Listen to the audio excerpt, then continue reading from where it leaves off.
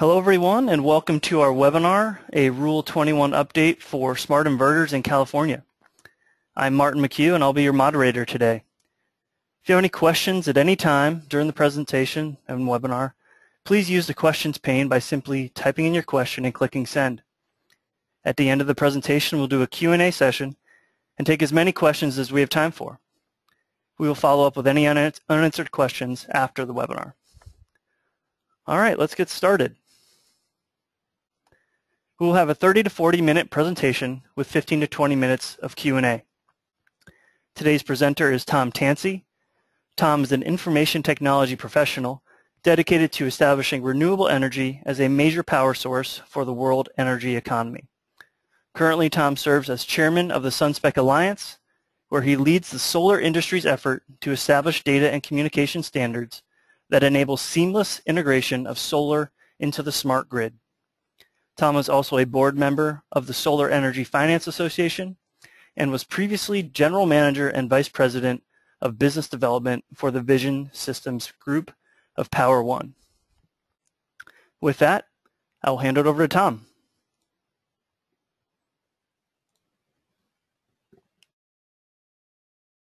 Thank you very much for that nice introduction, Martin. Again, my name is Tom Tansey, and I'm the chairman of the Sunspec Alliance, and I'll be taking you through the webinar today.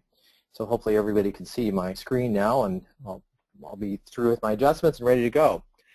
Well, during the course of about the next 30 minutes, I'd like to take you through an introduction to the Sunspec Alliance and let you know about our current activities. I'll provide you with an outlook of the U.S. solar market, which will then include a look back with what happened in 2013 as well. Next up after that, we get to the main event, which is to discuss this California Rule 21. That may seem like a strange title for a main topic, but this Rule 21 is actually quite an important rule in the state of California with regard to distributed generation, and so there's lots of things about that people that are in the business should understand in order to better navigate the marketplace. We'll go through some changes that are affecting both smart inverter and storage markets that are taking place right now and highlight opportunities for integrators. Along the way, we'll be taking questions and providing answers. And I believe you have a couple of different ways that you can certainly ask questions. One is to raise your hand using the GoToMeeting control to pose a question in the chat window. So I'll encourage you to do that, and we'll handle these as many as we can in process. If not, catch them up all at the end. Okay, first of all, about the Sunspec Alliance. Sunspec is a trade alliance. We have over 70 members at this point, and our objective is to establish information standards for distributed energy, as Martin explained at the outset. The membership of the Sunspec Alliance represents a broad cross-section of industries and includes plenty of manufacturers of different hardware products. We have a majority of the leading inverter manufacturers that are involved, for example. It also represents the major fleet operators that are in business here in the United States, from Solar Cities, Clean Power Finance on down, and of course all other elements of the supply chain in between. And so why do we all come together within the Sunspec Alliance? Well, the idea is to reduce the friction that is holding back the growth of the industry. So we've been in business for 5 years now and have established a really strong track record for collaboration in this space. Today we have over a dozen specifications that have reached public status, and these include information models to describe all the different elements that might go into a power plant, from the inverters, the panels themselves, storage that's attached, etc. And so those have all been very well adopted by industry. We also have standards for describing how to move data off of a plant through the plant controller and into the cloud, and then ultimately into applications. And so we have a standard called the plant extract specification that describes the collections of these devices that you see on the left-hand side and expresses that as a plant that can then be operated on in a way to do applications like backup, for example, or doing a financial risk assessment. terms of providing periodic reports that are extracted in a standard way from all the different plants. There, of course, are other specifications being written now for grid operations and for handling SCADA integration. Of note, we've just completed integration with the OPC Foundation, and so we now have yet another way of moving data into and out of SCADA systems. So that was just recently completed back this week. We wrap all of these different specifications, technologies in end-to-end security.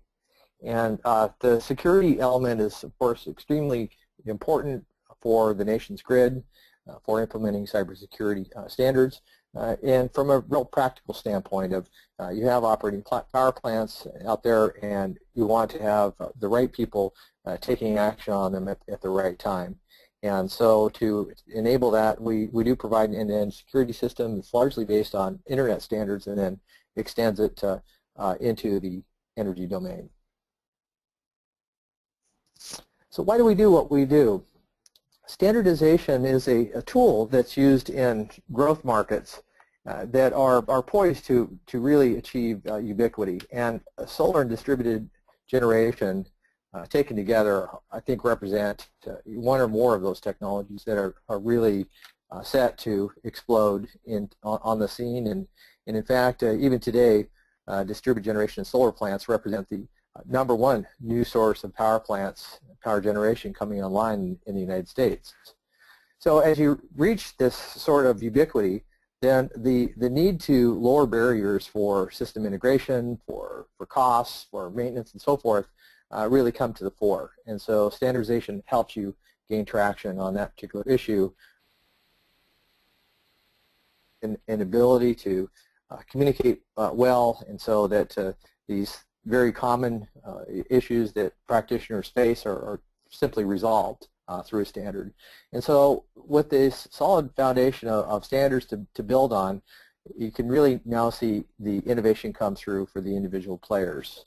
And again, that's the real promise that standards provide in the sort of the big picture and are being provided here via Sunspec in the solar energy market.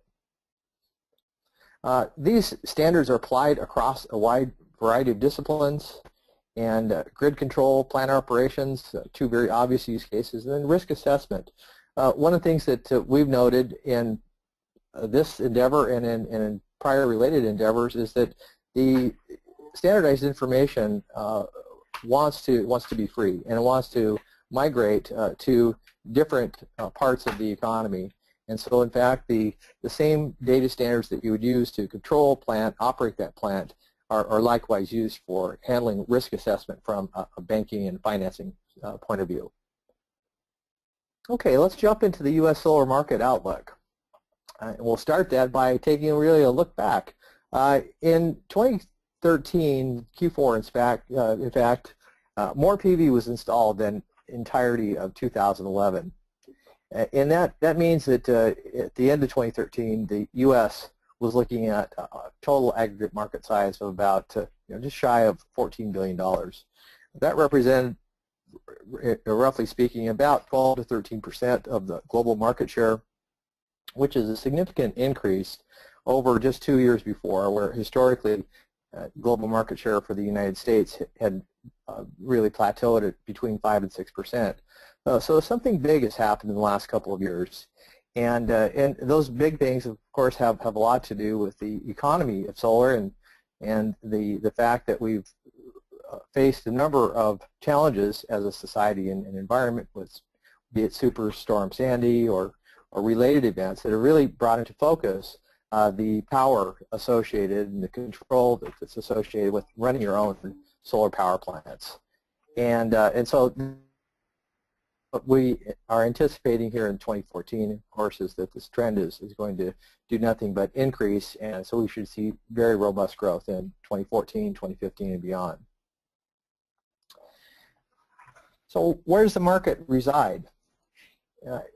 Really, solar is a marketplace that's highly concentrated in about 4 or 5 states, most concentrated right here in our home state of California. It's really growing across the various segments, and this is a recent phenomenon that we now have maybe as many as 20 active solar states.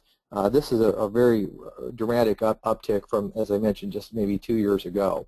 But still a concentrated marketplace in a few spots, which means that we're still finding our way to mainstream, but meanwhile have created what is currently almost a $14 billion a year business. So if we do a breakdown of 2013 installations and compare residential and non-residential, starting over the residential side, first of all, you'll see that California clearly dominant. Over half the marketplace is located right here in California. And with really just 3 other states having a significant share, and only one with double-digit share other than California. And so really it's a highly fragmented marketplace on a national scope, with the exception of concentration, of course, in California. When you look at the non-residential space, far less concentrated, but still highly concentrated. You see more of a distribution for commercial or non-residential sites in the industrial areas of our country, Massachusetts and New Jersey in particular, but again with California taking a big share, and then all the other states also picking up their fair share as well. Now the reason for this is that a lot of the large corporate entities that exist, when they decide to go solar or decide to embrace distributed generation, will do it across all their facilities, irrespective of location. And I think this has led to a broader distribution of the marketplace for non-residential installations heretofore. Okay, so that's the update on the marketplace. Now, what about this California Rule 21? Rule 21, unbeknownst to many people in the industry, is the basic rule that governs solar at a residence or in an open field or on a commercial rooftop. So specifically, these Rule 21 regulations describe the tariff rates, the interconnection process, the operation and metering requirements for distributed generators that attach to the grid. It applies to all investor-owned utilities, and you see them listed there. And by convention, these regulations tend to be followed by the large municipal districts as well, whether it's LA DWP or Sacramento Municipal, etc.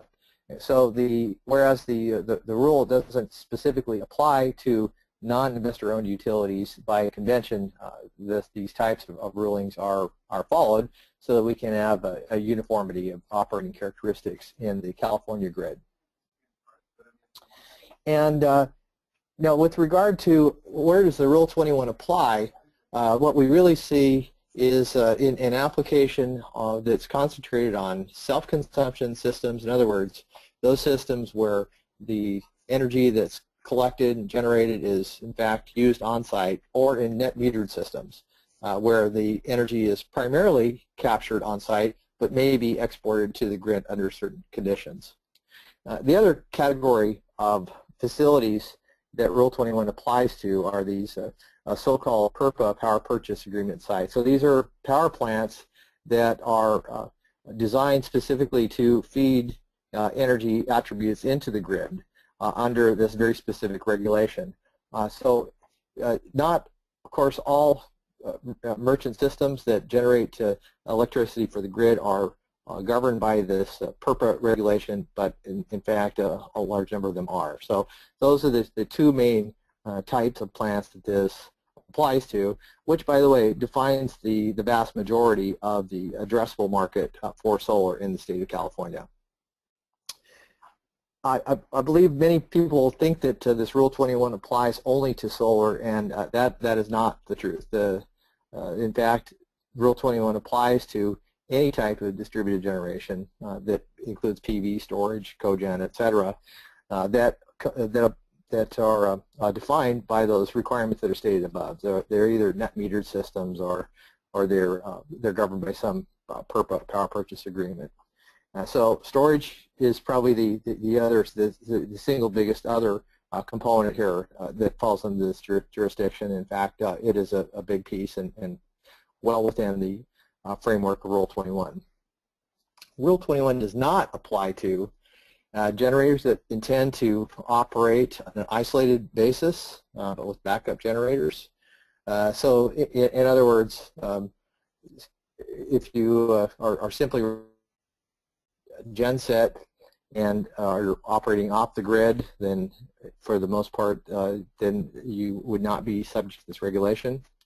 And also those generators that participate in the wholesale market, so those are governed by other types of regulations. So Rule 21, to boil it all down, applies primarily to rooftop systems and to commercial and residential systems of that type.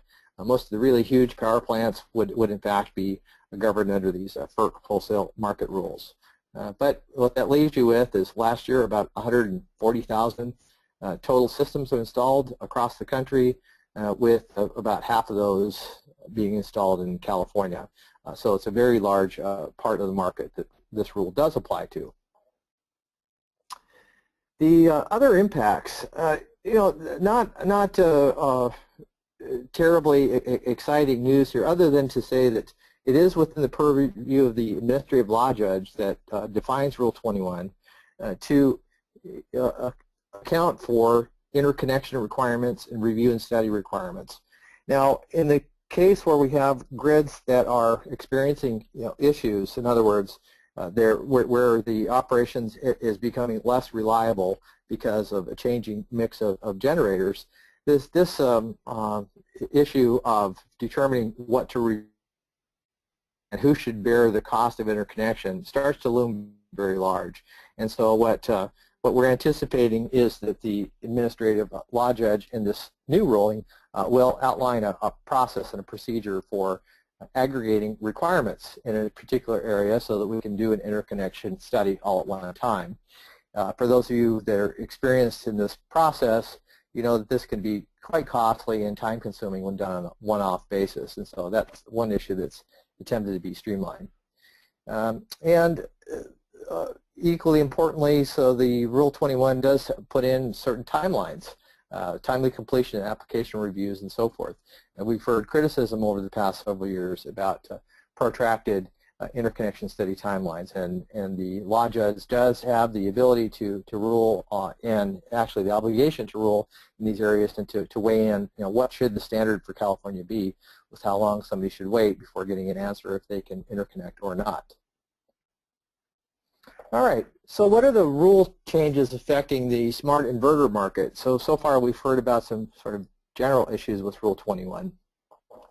For the first time ever, the 2013-2014 version of Rule 21 will permit smart inverters. And permit is a term of art. What it means is that by agreement of the plant developer and the utility, smart inverter may be installed. And so the introduction of Rule 21 will start out with this so-called permissive phase. So as the state gets experience with how well the new rule works, then we'll move into a requirements phase. And so the permitted phase is fully expected to last a year or more, at which point we will have amassed that experience and we'll be in a mandated phase. Smart inverters, so what do? Main thing they do is they provide other energy attributes that are useful for supporting the grid. So when you have voltage fluctuations, for example, in today's paradigm, solar power plants can't do anything positive to affect voltage. And in fact, under the prior Rule 21s, the generators were required to switch off, which could exacerbate any problems that you may be experiencing on the grid. Well, with this new change to Rule 21, the solar power plants and the inverters themselves will be enabled and in some cases mandated to provide grid support services. This has the obvious impact on financial models that are primarily oriented towards generating kilowatt hours of electricity, which are then sold to an energy off-taker. And by the same token, it opens up opportunities for new marketplaces. Now, again, another one of the jobs of the administrative law judge in defining Rule 21 is to define fair compensation. So if we have to provide voltage that goes along with that, and in fact, we do expect this type of language to be implemented in this impending rule change. And all this leads up to a rollout across the U.S. probably starting at the end of 2015. Now by federal statute, we don't in this country allow any one state to get too far out ahead of the others with regard to energy policy. We do allow certain states to operate in permissive modes and to learn so that we can impact the national outlook. California quite often takes that role, as is in the case here. And as we go through this learning curve, then all these lessons that are being applied with smart inverters here, you'll just see them rolled out across the country. Maybe with some slight differences, but by and large, they'll be applied across the U.S. market. All right, so why do you care about smart inverter controller supporting the grid? I don't expect anybody to really dissect this chart in great detail, but what was shown here is the typical usage pattern in the state of California as anticipated in 2020. In terms of the blue line shows the overall demand. You have the yellow line in the middle there, which shows the solar power coming online. The main thing to point out, though, is the fact that we have these waves crossing in very impressive ways. And so each time you see a couple of these lines crossing, that represents an event where one type of generation is shutting off and one type of load is ramping up. So this is really talks to the volatility that's anticipated in the grid as a result of a changing energy mix. So this points out why smart inverters are in fact needed, is to help level some of these curves so that we can have a predictable operating grid. Now, the types of functions that would be provided to alleviate the pains highlighted in the previous slide are illustrated here. And they're going to come about through the combination of generation technology like photovoltaics, combined with batteries or storage, and then also combined with consumer-driven initiatives to handle things like demand response. And so in the sweet spot there, we see voltage and current regulation, fast ramping to handle those times that were highlighted in that previous slide where we have the sun going down and people coming home and flipping on the light switch. Well, we're going to have to provide some other energy source, probably coming out of a battery, to help support the grid to meet that demand. And of course, frequency response. So these are the four services that we see coming out first, but then the other services that you see illustrated here and plus more will come along with that. And as this picture gets developed, what this means is that distributed generation now will be able to do all this coal-fired plant or a nuclear plant and so forth will be able to do in terms of the functional capabilities of supporting electrical grids. Sunspec is doing its part to move things along. We've teamed up with EPRI in the state of California to lead a rollout of a testing and certification program for smart inverters.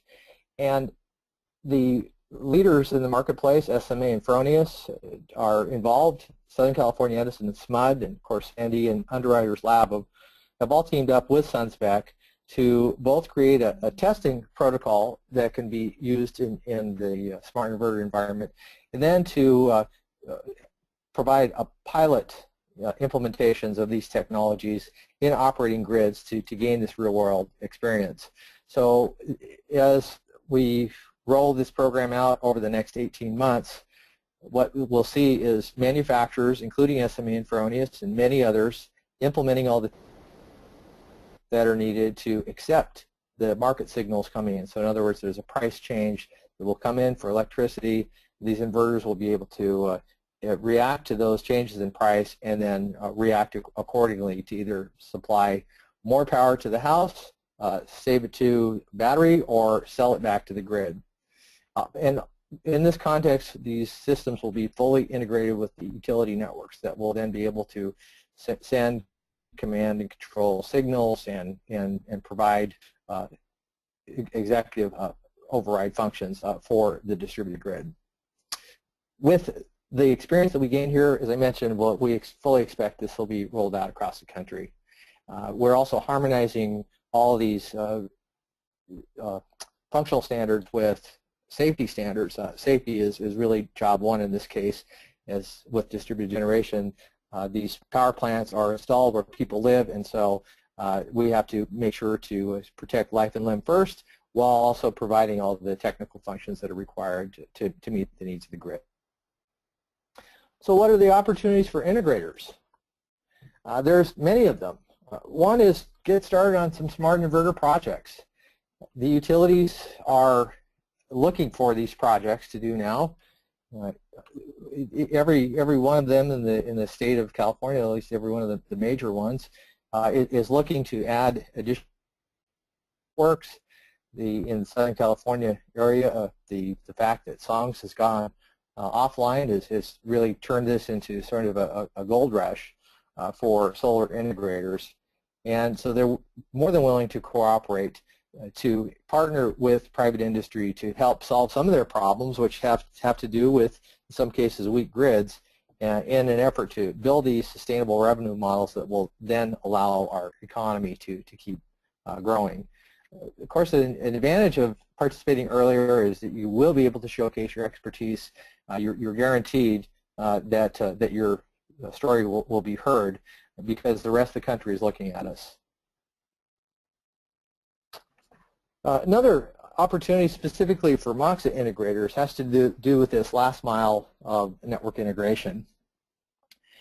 There are over 3,000 utilities in this country, and each one of them has some jurisdiction over controlling the resource in their region.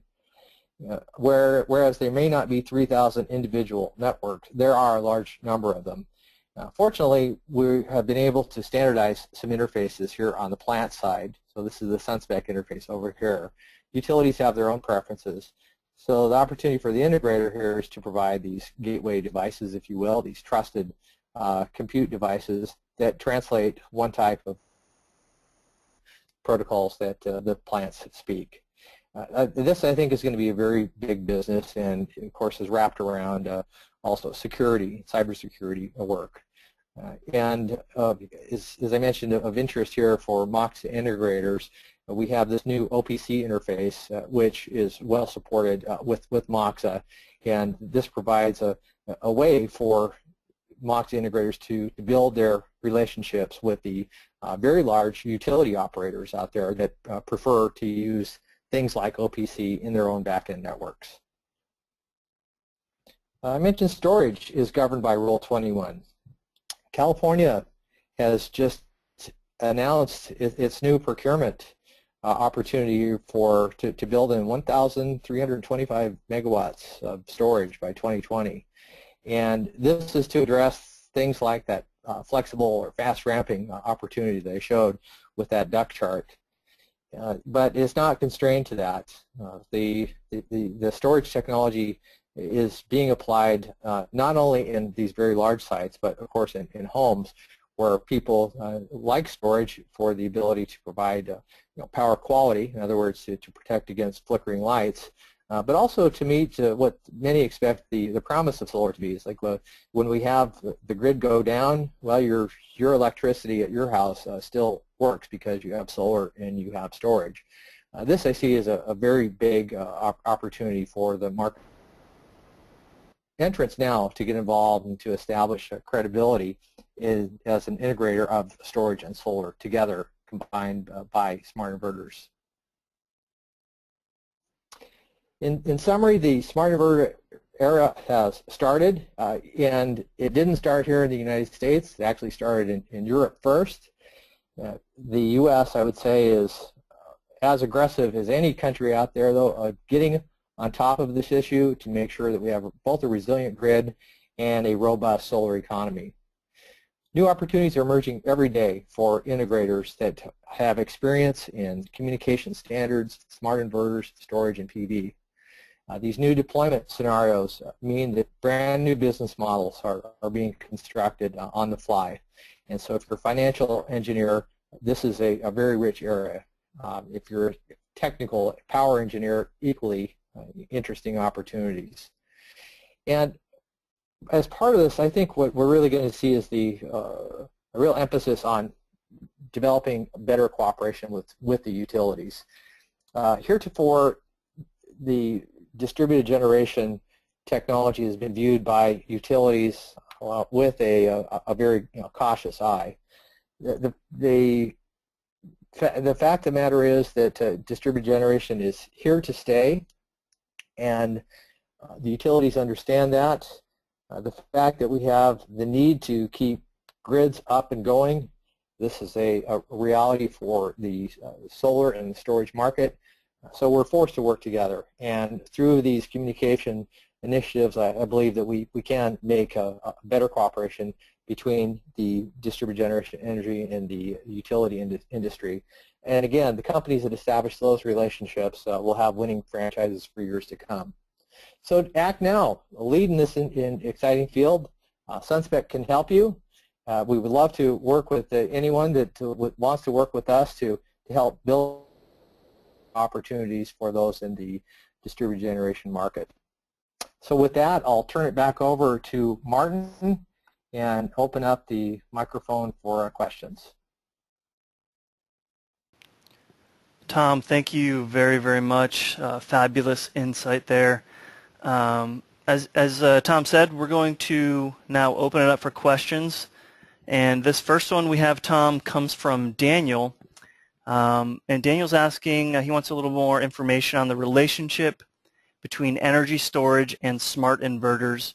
So perhaps you can provide a little more information.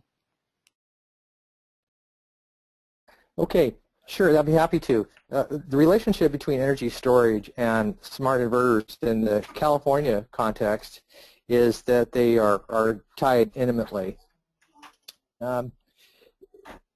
The combination of storage and solar actually has been around for a long time. The very first applications of solar pretty much all had batteries. They were off-grid applications. But now what we see is storage is coming back in a very big way to distributed generation and solar plants. And in order to take advantage of the business opportunities out there, for example, in the commercial setting, to handle peak shaving or to avoid going to the next higher tariff rate, well, you need storage to be able to accommodate that. If then you can take that type of solution I just described, which is solar on a commercial building with integrated storage, and you can have some very compelling payback times in terms of the storage itself. We've heard as little as a 3-year payback time by doing this peak shaving and high tariff rate avoidance. So they are definitely two technologies that want to go together. Great, thank you very much, Tom. This next question I have from Arturo. Arturo asks, will Rule 21 be adopted in other states besides California? And I guess what would be the time frame there? Okay. Well, Rule 21 is a California rule, so no, that won't be adopted in other states.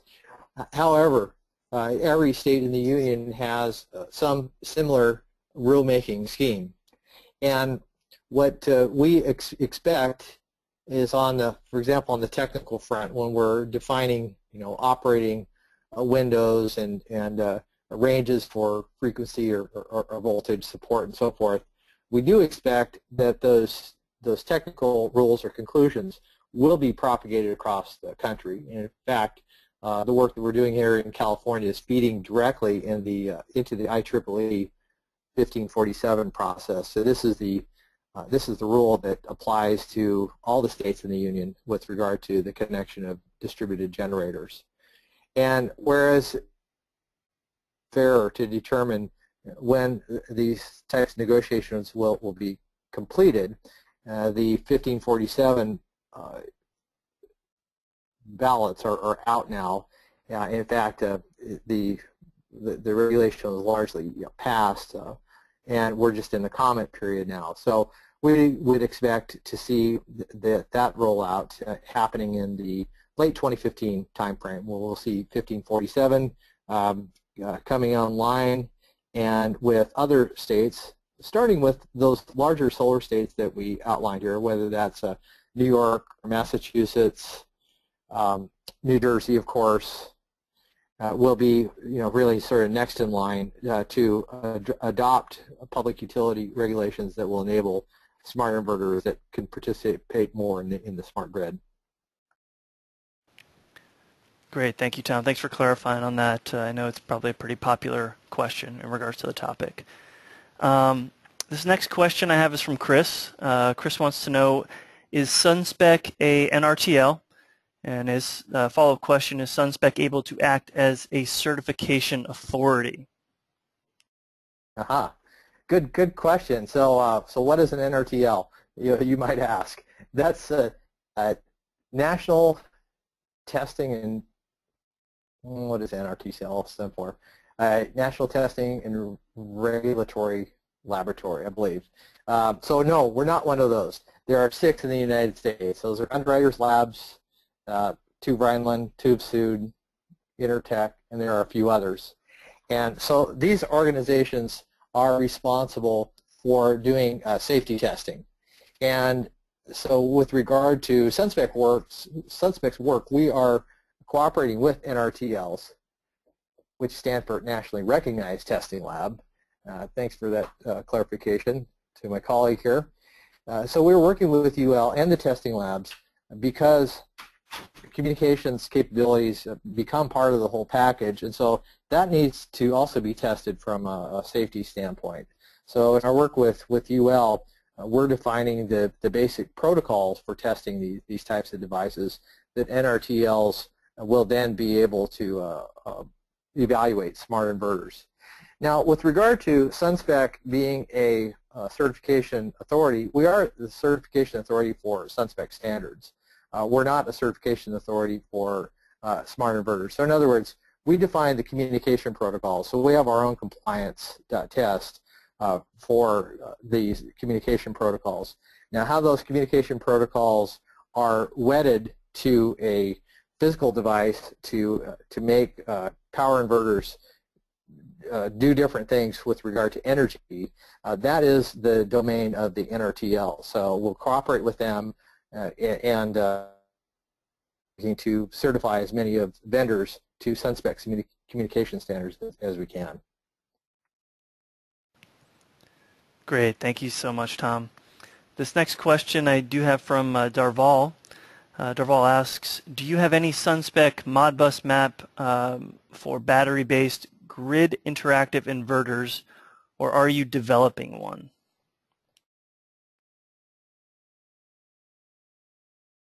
Great question, Darval. We are in the process of developing one.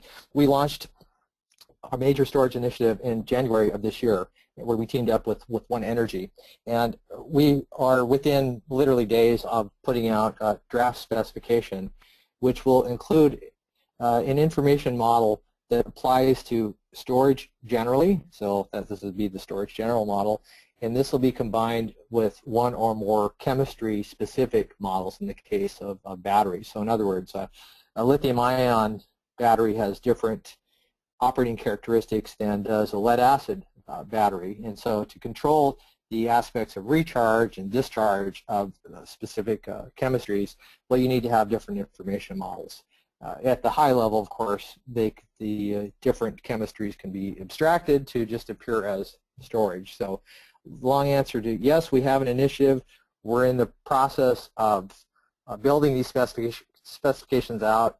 Now is a great time for storage companies to weigh in, make sure that what we're doing meets your requirements and is supportive of your future direction. So we welcome any and all to participate in that initiative. Great, thanks so much, Tom. Exciting stuff. Next question I have is from Kleber. He asks, are we talking about this mainly being for small applications or for utility scale applications? Maybe a little more detail on that.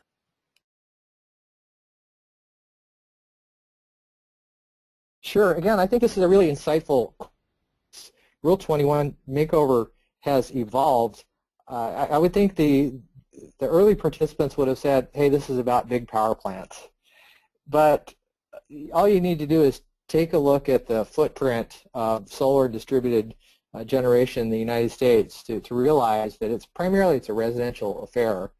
And so when it comes to managing 1 megawatt plants, 1,000 houses of 1 megawatt apiece, or more likely 200 houses of 200 houses of 5 kilowatts each, is the functional equivalent of a single 1 megawatt plant. And so the answer is it applies to all these technologies. Now, next question, where will it be applied first? Well, the control techniques are already being applied in large utility scale plants. It's built into the spec of plants that aren't governed by rules. So those that are governed by the utility themselves, of course, those are all fully controlled. Now, when we look at where we're seeing grid imbalances, though, it's in the distribution grid and it's in the neighborhood. And so the pilot project that we're running with EPRI and CSI is definitely residentially focused. And the Rule 21 rule itself applies to generators of all sizes. And so it's hard to say how it will be implemented in the fullness of time, but from what I can see is that the greatest need is in the residential space. Great, thanks so much, Tom. Next question I have is from Kindle, and I think this is a good one. He wants to know, how will we overcome the fact that utilities want to control the storage that the customer will own when cycling will lower the lifespan of the storage? So hopefully you can provide some feedback on that question. Yeah, I think Kendall's voiced a fear of many that it's how this will be some sort of a takeover action by utilities. And I think that Rule 21, in fact, precludes that. Now, Rule 21 includes both technical rules and it includes market rules and evaluates this question of fairness. Now, the rulemaking of this type is, as you can well imagine, is in fact largely dominated or has been historically dominated by the utilities, and so they've had a louder voice simply by showing up at the meetings more often. But this too is changing. I think we're seeing much broader participation in these rulemaking arenas, and in fact you have an issue here where solar storage is big enough that these constituent groups are raising their hand and saying, no, you're not going to drain my batteries, at least not with fair compensation. And so I don't really think that there's much risk there of utilities doing something untoward. I think it's I think the genie's out of the bottle. There's too much storage out there. There's too many people to have operating plants and business models that rely on things operating in a fair, balanced way. And so I'm optimistic in that realm that we'll strike the right balance between the needs of private industry and the needs of utilities. Great, thanks for that, Tom. We have another question from Darval, statement and question. The statement is, we know about UL 1547A being updated for some smart grid functionality on active power injection, reduction, as well as reactive power. So the question is the spec being updated to match the updates that are forthcoming?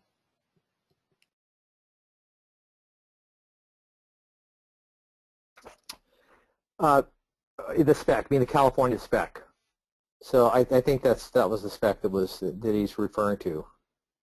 And my expectation is that that we will harmonize the California rules with the national rules. The initial 1547A parameters, if you will, operating windows, are in the process of being ratified and settled down, and the California operating windows all pretty much reside within the 1547 spec. So in other words, 1547 lays out pretty broad guardrails, if you will, and California plays well within those rails. By virtue of going through this experimentation that we are in the state of California, we'll know what works best, and I think if we suddenly find out that changes to 1547 or some modifications are needed, that those will be made. Now, there's been enough vetting of this process that would be a surprise, but it's left open to a possibility because we don't have a lot of operating experience with this technology. So that's the point of California going first. Okay, great, awesome. Thank you for that, Tom. This next question I have is from John. John's asking if you can provide any feedback on when is the requirement for data communications to be phased in? Great question. And this is somebody that's obviously following the dialogue, because the Rule 21 technical recommendations are in fact broken down into phases 1, 2, and 3. And where phase identifies and specifies so-called autonomous controls. So in other words, these are the controls that the inverter can own without external communication stimulus. And so given that definition, one might conclude, oh, then what you just said is we don't actually require communications in phase 1 because these are autonomous controls. And that in some senses is correct. However, it's impractical from the standpoint of to set these autonomous controls up in the first place on inverter hardware that is made for the world market. So in other words, the inverters that are made and sold in the U.S. may well have a very similar type of a product that is made and sold in Germany or some other country. And so as a practical matter, that the manufacturers need communications on these devices to program them, if you will, to comply with different grid codes. Now, the technically correct answer about when will it be required that you provide a data communication link to an inverter as a condition for connecting to the grid, that comes in with the phase 2 requirements of Rule 21. And so those are scheduled to be put in place over the next 12 to 18 months. Great, thanks, Tom. And it looks like for our last question, this one comes from Steve. He notes that there's been discussion about utilities taking ownership of inverters. He would like to know your thoughts on this.